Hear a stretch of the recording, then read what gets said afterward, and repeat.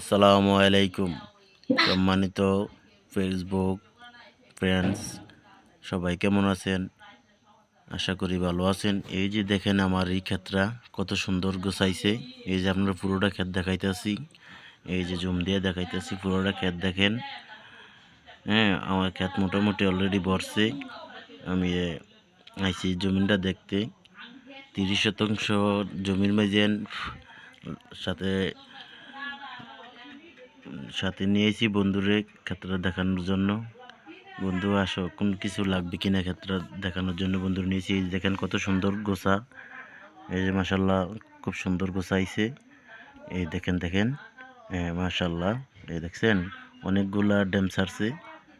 এখন কিছু দেওয়া যায় কিনা হিসেবে শুধু মন্তব্য করবেন। দেখেন আমার এখানে এই যে কোনো ঘাস নাই, আশা করি ঘাস নাই।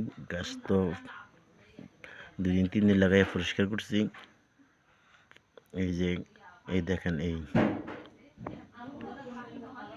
পানি নাই, জমিনে এখন পানি নাই। আমার ছেলে বলতেছে আব্বু পানি নাই। আমি বলছি না, ক্ষেতে পানি নাই, শুকনো রাখছি। শুকনো রাখার কারণ এখন ক্ষেতগুলা গুছাইবো। এই দেখেন পুরা ক্ষেত আল্লাহ দিলে বইরা গেছে গা। এই দেখেন এটা আমরা ষোড়বাংতি পলাশিতার ষোড়বাংতি সড়কের। এই যে দেখেন, এই যে দেখেন তামানটা চক। আমি আমার কাকার লোকে উন্দা হচ্ছিলাম। এই যে এই দেখেন এটা জুয়েল কাকার ক্ষেত।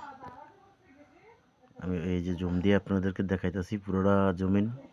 দেখেন এটা পুরো পালা সুতার জমিন। ওই সেটটা কাজিয়া তোলা জমিন আছে। হ্যাঁ, ওই যে বন্ধু আছে, নিয়ে আইছি ক্ষেতের দিকে দেখতে বিকেল টাইমে। এই যে দেখেন মাশাল্লাহ তামান চক করে কালো, একরকম দেখা যায় সবুজ কালার। অনেক ক্ষেত আবার ডিফেটও আছে।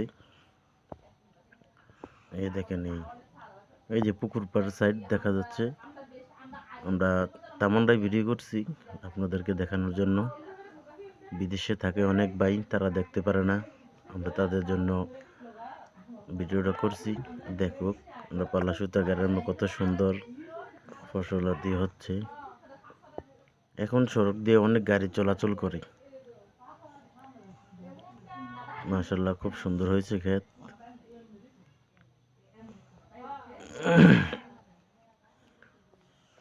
দেন আমরা ক্ষেত পুরা অলরেডি বইরা গেছি। এখন আর কোনো সার টার দেওয়া হবে না।